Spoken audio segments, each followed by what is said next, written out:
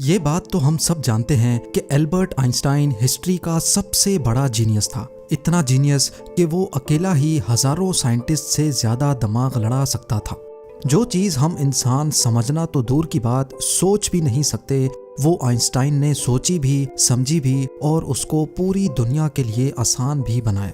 Albert Einstein एक physicist थे जिन्होंने थ्योरी ऑफ रिलेटिविटी, E=mc² और फोटो इलेक्ट्रिक इफेक्ट के लॉज बनाकर पूरी दुनिया को हैरान और परेशान छोड़ दिया था और इसकी वजह से ही इनको नोबेल प्राइज से भी नवाजा गया।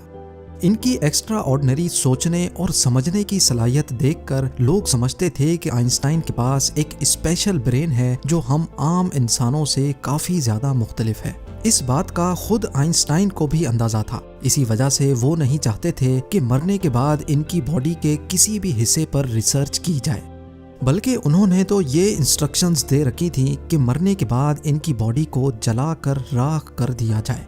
लेकिन फिर वही हुआ जिसका आइंस्टाइन को डर था। 18 अप्रैल 1955 को प्रिंसटन हॉस्पिटल में जब आइंस्टाइन का इंतकाल हुआ तो ऑटोप्सी के लिए यानी मौत की वजह जानने के लिए जो डॉक्टर आया उसने चुपके से आइंस्टाइन का ब्रेन निकाल लिया, क्योंकि उसको ये जानने की क्यूरियोसिटी थी कि दुनिया के सबसे बड़े जीनियस के ब्रेन में आखिर ऐसा है क्या। ज़ेम टीवी की वीडियोस में एक बार फिर से खुशामदीद। नाजरीन, आइंस्टाइन का ब्रेन चुराने वाले डॉक्टर थॉमस हार्वी थे, जिनको अपने साथ होने वाले अंजाम से ज्यादा इस स्पेशल ब्रेन को स्टडी करने में दिलचस्पी थी। कुछ दिनों के बाद जब प्रिंसटन हॉस्पिटल को डॉक्टर हार्वी की इस हरकत का पता चला तो उनको अपनी जॉब से हाथ धोना पड़ा।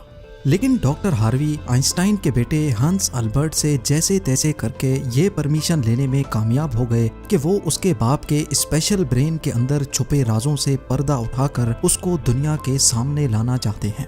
इस दिन के बाद से शुरू हुआ इस ब्रेन का एक लंबा तरीन सफर।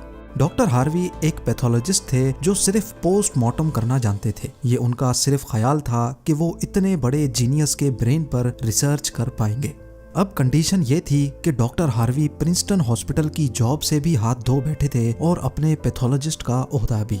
आइंस्टाइन का ब्रेन जो पहले ही डॉक्टर हार्वी प्रिजर्व कर चुके थे, वो इसको लेकर पेंसिल्वेनिया के शहर फिलाडेल्फिया ले गए, जहां उन्होंने ब्रेन की कई फोटोज ली और फिर उसको 240 छोटे छोटे पीसेज में काटकर हर पीस को अलग अलग जार में प्रिजर्व करके अपनी बेसमेंट में छुपा दिया। इसी मसले को लेकर डॉक्टर हार्वी का अपनी बीवी के साथ कई बार झगड़ा होता रहता था, क्योंकि उनकी बीवी अक्सर ये धमकी देती थी कि वो इस ब्रेन को उठाकर कहीं फेंक देगी। एक दिन झगड़ा इतना बढ़ गया कि दोनों मियाँ बीवी को डाइवोर्स लेकर अलग होना पड़ा और डॉक्टर हार्वी ब्रेन लेकर कैंसस के शहर विचिटा चले गए, जहां वो एक बायोलॉजिकल टेस्टिंग लैब में मेडिकल सुपरवाइजर की नौकरी करने लगे और यहाँ वो अपने फारिग टाइम में आइंस्टाइन के ब्रेन पर खूब स्टडी करने की कोशिश करते। इसके बाद कई बार वो अलग अलग जॉब छोड़कर मुख्तलिफ शहरों में ये ब्रेन लेके घूमते रहे। कई साल गुजर चुके थे लेकिन डॉक्टर हार्वी आइंस्टाइन के ब्रेन पर कुछ खास रिसर्च ना कर सके। उल्टा उनका मेडिकल लाइसेंस ही कैंसिल कर दिया गया और नौबत यहाँ तक आ गई कि उनको एक प्लास्टिक की फैक्ट्री में जॉब स्टार्ट करनी पड़ी। तभी उन्होंने पहली बार एक अच्छा फैसला किया कि वो इनके ब्रेन के अलग अलग हिस्सों को दुनिया भर के बेस्ट न्यूरोपैथोलॉजिस्ट के पास डिटेल्ड रिसर्च के लिए भेजेंगे।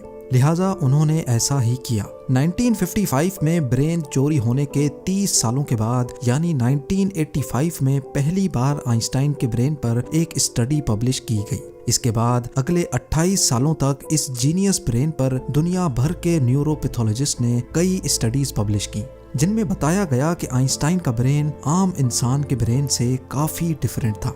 सबसे बड़ा डिफरेंस ब्रेन के कॉर्पस कैलोसम नामी हिस्से में पाया गया। अब यहाँ ये जानना जरूरी है कि इंसानी ब्रेन दो अलग अलग हिस्सों में डिवाइडेड होता है। इंसान जो भी काम करता है वो ब्रेन के एक हिस्से में पहले प्रोसेस होता है और फिर ब्रेन हमारे जिस्म के उस हिस्से को सिग्नल देता है। लेफ्ट ब्रेन हमारे जिस्म के राइट हिस्सों को कंट्रोल करता है, जबकि राइट ब्रेन हमारे जिस्म के लेफ्ट हिस्से को कंट्रोल करता है। इसके अलावा 90% इंसानों का लेफ्ट ब्रेन बोलने, समझने, मैथमेटिकल कैलकुलेशंस और राइटिंग यानी लिखने के दौरान काम करता है, जबकि राइट ब्रेन के पास क्रिएटिविटी, शेप्स को पहचानने, आर्ट और म्यूजिकल स्किल्स की जिम्मेदारी होती है। अब आप भी ये सोच रहे होंगे कि इस सब में कॉर्पस कैलोसम का क्या काम है। फर्ज कर लें कि आप कीबोर्ड पर टाइपिंग कर रहे हैं या फिर मोबाइल फोन पर। इस दौरान हमारे दोनों हाथ टाइपिंग करने में बिजी हैं। कुछ अल्फाबेट्स हमारा सीधा हाथ टाइप कर रहा है तो कुछ उल्टा हाथ। टाइपिंग के दौरान आपके लेफ्ट हैंड से एक मिस्टेक हुई तो आपने फौरन अपना राइट हैंड इस्तेमाल करके उस मिस्टेक को इरेज किया। तो इसका मतलब ये हुआ कि जब हमारे राइट ब्रेन से मिस्टेक हुई तो उसने लेफ्ट ब्रेन को फौरन सिग्नल देकर वो मिस्टेक ठीक करवाई। ब्रेन के दोनों हिस्से आपस में जिस चीज के थ्रू कम्युनिकेट करते हैं उसको कॉर्पस कैलोसम कहा जाता है। और आइंस्टाइन का कॉर्पस कैलोसम आम इंसानों के मुकाबले में कुछ ज्यादा ही बड़ा था, यानी उनका लेफ्ट और राइट ब्रेन का आपस में बहुत स्ट्रॉन्ग कनेक्शन था, जिसकी वजह से आइंस्टाइन एक ही वक्त में काफी कॉम्प्लेक्स प्रॉब्लम्स और सिचुएशंस को इमेजिन कर सकते थे। कॉर्पस कैलोसम के बड़े होने के अलावा आइंस्टाइन के ब्रेन का पैटर्न भी आम इंसानों से काफी मुख्तलिफ था और रिसर्चर्स का मानना है कि इसकी वजह से ब्रेन में न्यूरॉन्स का फ्लो काफी बेहतर था। न्यूरॉन्स के अच्छे फ्लो होने का मतलब है कि इनकी मैथमेटिकल कैलकुलेशंस की पावर काफी ज्यादा स्ट्रॉन्ग थी। Albert Einstein complex mathematical problems को बगैर पेन और पेपर के अपने दिमाग की मदद से ही सॉल्व करने की काबिलियत रखते थे। न्यूरॉन्स ज्यादा होने की एक और वजह भी रिसर्च पेपर्स में बताई गई। जब आइंस्टाइन के ब्रेन का वजन किया गया तो उसका वजन 1230 ग्राम था, जबकि आम इंसानों का 1400 ग्राम होता है। रिसर्चर्स का मानना है कि इनके ब्रेन की लाइनिंग काफी पतली थी, जिसकी वजह से इनमें ज्यादा न्यूरॉन्स पाए जाते थे। लेकिन सबसे बड़ा सवाल अभी भी वही था कि क्या आइंस्टाइन ऐसे स्पेशल ब्रेन के साथ पैदा हुए थे या इनके पैदा होने के बाद इसमें चेंजेस आई। जांच के बाद मालूम पड़ा कि एल्बर्ट आइंस्टाइन जब पैदा हुए थे तो वो पूरे 5 सालों तक बोल नहीं सकते थे, जबकि दूसरे बच्चे 2 या 3 साल की उम्र में बोलना शुरू कर देते हैं। जब उन्होंने बोलना शुरू भी किया तब भी वो ज्यादा बोलना पसंद नहीं करते थे, बल्कि हमेशा अपनी सोचों में ही गुम रहते थे। उनके पास चीजों को मेमोराइज करने की पावर काफी कम थी, यहाँ तक कि उनको सिंपल मैथ्स के टेबल भी याद करने में मुश्किल होती थी। वो मैथ्स और नंबर्स को लॉजिकल तरीकों से प्रोसेस करने के मास्टर थे, ना कि उनको रट्टा लगाकर याद करने के। स्कूल लाइफ में बाकी हर सब्जेक्ट में आइंस्टाइन फेल होते थे, सिर्फ मैथ्स और साइंस वो वाहिद सब्जेक्ट्स थे जिसमें आइंस्टाइन के नंबर्स सबसे ज्यादा आते थे। जब एल्बर्ट आइंस्टाइन 12 साल के थे तब एक फैमिली टीचर अपनी ज्योमेट्री की बुक इनके पास भूल गए। हैरत अंगेज तौर पे सिर्फ एक ही दिन में आइंस्टाइन वो पूरी बुक पढ़कर अपने ज्योमेट्री के कॉन्सेप्ट्स क्लियर कर बैठे।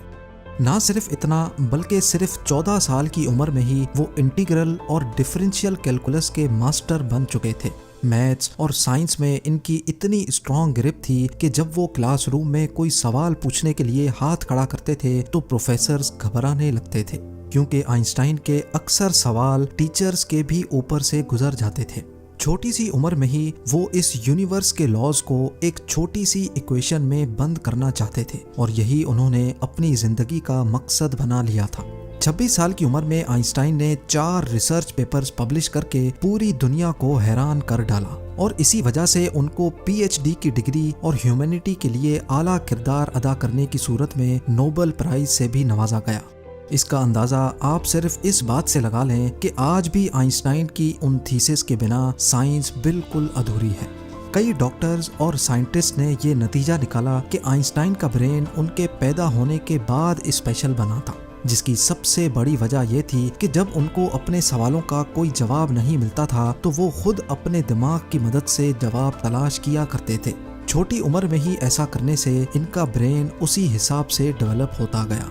आज भी आइंस्टाइन का ये एक्स्ट्रा ऑर्डिनरी ब्रेन अमेरिका में वाक़े द मटर म्यूजियम में मौजूद है, जिसको बड़ी हिफाजत से माइक्रोस्कोपिक फिल्म्स में प्रिजर्व करके रखा गया है। उम्मीद है जेम टीवी की ये वीडियो भी आप लोग भरपूर लाइक और शेयर करेंगे। आप लोगों के प्यार भरे कमेंट्स का बेहद शुक्रिया। मिलते हैं अगली शानदार वीडियो में।